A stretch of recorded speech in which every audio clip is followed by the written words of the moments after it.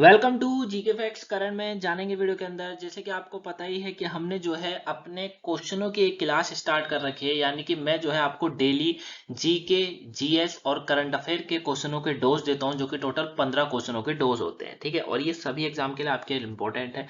चाहे आप किसी भी कॉम्पिटेटिव एग्जाम की तैयारी कर रहे हो, वन डे में होने वाले सभी एग्जाम, चाहे वो रेलवे का एनटीपीसी ग्रुप डी हो, एसएससी हो, एसएससी जीडी हो, कांस्टेबल, पुलिस, डिफेंस, सभी एग्जाम में आपके काम आएगा। आपको वीडियो को एंड तक जरूर देखना है, क्योंकि हर क्वेश्चन को मैं डिटेल से समझाता हूँ। ठीक है, पीडीएफ का जो लिंक होगा बच्चा, वो टेलीग्राम पर आपको मिल जाएगा। टेलीग्राम पर आपको पीडीएफ की पूरी फाइल मिल जाएगी। टेलीग्राम का लिंक डिस्क्रिप्शन में है, ज्वाइन जरूर हो जाइएगा। आपको बगल में डिस्क्रिप्शन नीचे दिख जाएगा, उस पर क्लिक करके जैसे टेलीग्राम लिंक करके लिखा हुआ है, लिंक पे क्लिक करके आप ज्वाइन हो सकते हैं। ठीक है, तो चलिए स्टार्ट करते हैं आज की करंट अफेयर जीके जीएस की क्लास और जानते हैं सबसे पहला क्वेश्चन। फर्स्ट क्वेश्चन है आज का, निम्नलिखित में कौन सा स्थल हड़प्पा के लोगों का समुद्र से व्यापार करने का प्रमाण देता है? कौन सा है? यह है लोथल। कौन सा है? लोथल है, यानी कि इसका ए ऑप्शन जो है वो बिल्कुल राइट आंसर है। ठीक है, याद रखिएगा कि लोथल जो है, लोथल स्थल जो है वो हड़प्पा के लोगों का समुद्र से व्यापार करने का प्रमाण देता है। ठीक है, इसका ए ऑप्शन जो है वो बिल्कुल राइट आंसर है। यानी कि जो हड़प्पा सभ्यता थी, लोग जो व्यापार करते थे, मतलब इस स्थल से व्यापार होता था, इसका प्रमाण है हमारे पास, है ना। मनुष्य के पास इसका प्रमाण है, इस समय के मनुष्य के पास इसका प्रमाण है कि समुद्र से व्यापार जो होता था वो लोथल से होता था। इस बारे में नेक्स्ट क्वेश्चन है, वैदिक आर्यों का प्रमुख भोजन था। बताइए, वैदिक आर्यों का प्रमुख भोजन क्या था? तो दूध और इसका उत्पाद। ठीक है, दूध और इसका उत्पाद, यानी कि बी ऑप्शन बिल्कुल राइट आंसर है। देखिए, वैदिक आर्यों के भोजन में दूध, घी, दही आदि का प्रमुख महत्व था। आज भी है, ऐसी कोई बात नहीं है। ऋग्वेद में दूध में जो डालकर जो है दही में बनाने वाली पनीर का उल्लेख हमको देखने को मिला है। मतलब कहने का ये है कि ऋग्वेद में भी दूध का प्रयोग देखा गया है। जो दूध के अंदर जो है जो डालकर उसमें पनीर बनाना या फिर दही बनाने की प्रक्रिया होती थी, कुछ इस तरीके से बताया गया है। ठीक है, जो कि सत्तू को दही में डालकर करम्ब नामक जो है भोज्य पदार्थ तैयार किया जाता था। करम्ब नाम का एक भोजन होता था, है ना, करम्ब नाम का भोज्य, उसको तैयार करा जाता था। ठीक है, तो ये आपको याद है। ऋग्वेद में चावल और नमक का भी उल्लेख, ऋग्वेद में ना, ऋग्वेद जो है उसमें चावल और नमक का उल्लेख नहीं मिलता है, ये याद रखिएगा। लेकिन वैदिक आर्य में दूध और इसके उत्पाद का उल्लेख है। भोजन का भोजन था, मतलब ये है। नेक्स्ट है, निम्नलिखित में से किसे आर्थिक राष्ट्रवाद का पथ प्रदर्शक माना जाता है? किसको माना जाता है?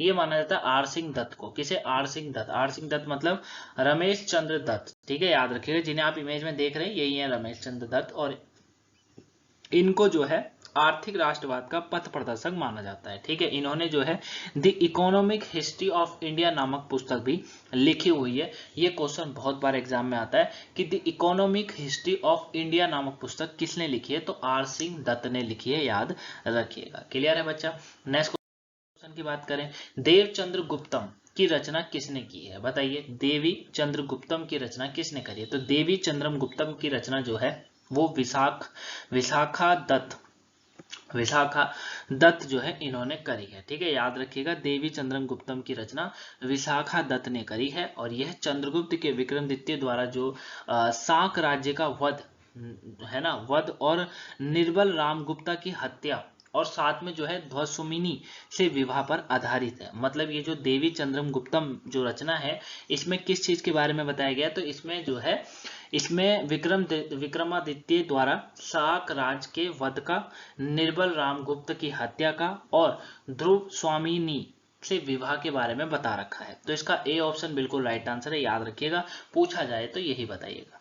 नेक्स्ट क्वेश्चन की बात करते हैं। चलिए, अब यहाँ से पॉलिटिकल स्टार्ट हुई है। पॉलिटिकल का पहला क्वेश्चन, भारत का सर्वोच्च न्यायालय के न्यायाधीश के लिए नियुक्ति योग्य होने के लिए किसी व्यक्ति को उच्च न्यायालय में कितने साल तक अभ्यास करना चाहिए? काफी बार ये क्वेश्चन मैंने बता रखा है, 10 साल तक अभ्यास करना चाहिए। भारत का सर्वोच्च न्यायालय के न्यायाधीश के लिए नियुक्ति योग्य होने के लिए करीबन 10 साल तक उच्च न्यायालय में अभ्यास करना आवश्यक है, ये इसमें बता रखा है। क्लियर है? तो इसका ए ऑप्शन बिल्कुल राइट आंसर है।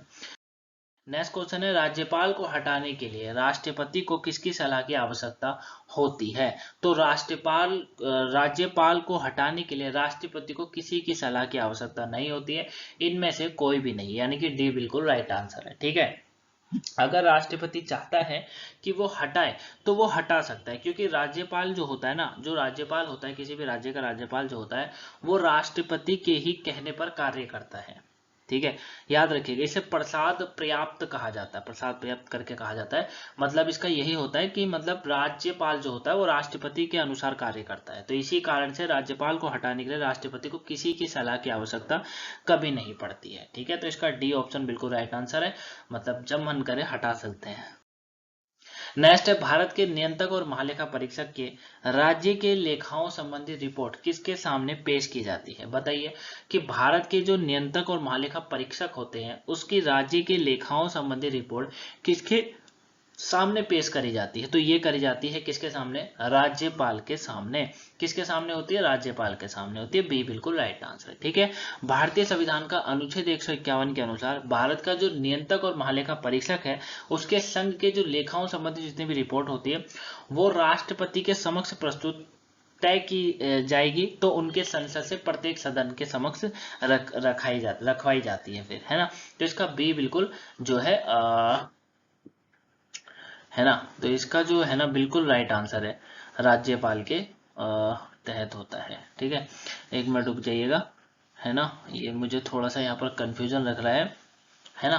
जैसे मैंने अभी आपको बताया था कि भारत के जो नियंत्रक महालेखा परीक्षक किसी राज्य के लेखाओं संबंधी रिपोर्ट को राज्यपाल के समक्ष प्रस्तुत किया जाएगा, तो उनके उस राज्य का विधानमंडल के समक्ष रखाएगा। ठीक है, तो याद रखिएगा, तो इसीलिए राज्यपाल के पास ये प्रस्तुत होता है, तो इसका बी बिल्कुल राइट आंसर है। नेक्स्ट क्वेश्चन की बात करते हैं, संविधान का संशोधन संसद के किस सदन में पेश किया जा सकता है, किसमें, लोकसभा और राज्यसभा दोनों में। ठीक है, जो संसद संविधान का संशोधन होता है वो किसी भी सदन में, या तो लोकसभा या राज्यसभा दोनों में करा जा सकता है। ठीक है, भारतीय संविधान का अनुच्छेद 368 है, कौन सा है, 368, 368 368 में जो है संविधान संशोधन का जिक्र कर रखा है। इसमें यह बता रखा है कि संसद जो है इस उद्देश्य के लिए निर्धारित प्रक्रिया के अनुसार संविधान के किसी भी संशोधन को जोड़ और संशोधित या निरस्त कर सकती है।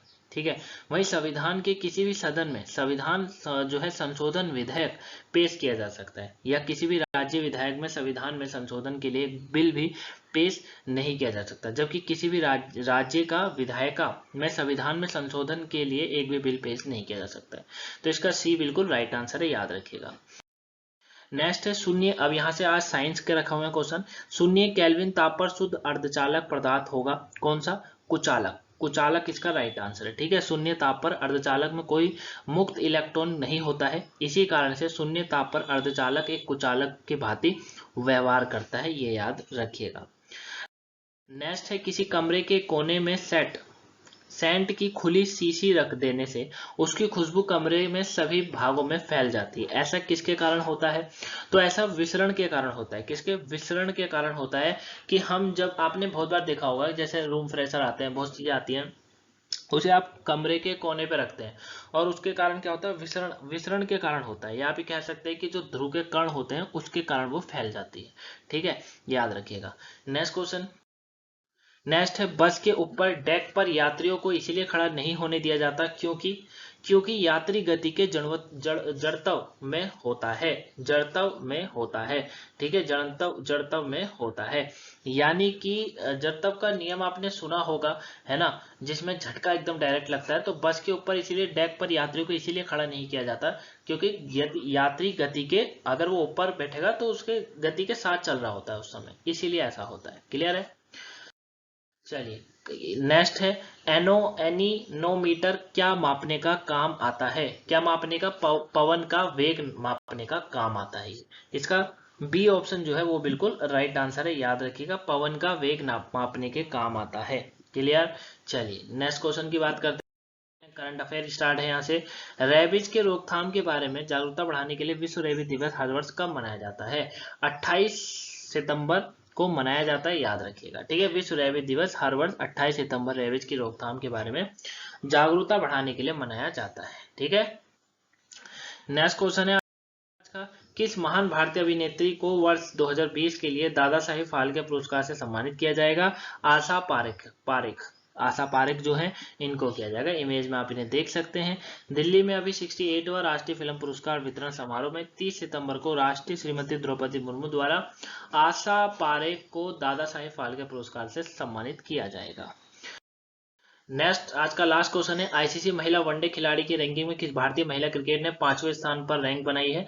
हरमनप्रीत कौर ने बनाई है। इमेज में आप जिन्हें देख रहे हैं यही है हरमनप्रीत कौर, और ये 5वीं खिलाड़ी स्थान पर पहुंच गई हैं अभी। ठीक है, याद रखिएगा, इंपॉर्टेंट है। तो ये आज के 15 क्वेश्चन थे। आई होप आप इन्हें अच्छे से जान गए होंगे। कोई डाउट लगा हो तो कमेंट बॉक्स में जरूर बताएगा, कुछ लगा मैंने नहीं समझाया कमेंट बॉक्स में बताएगा।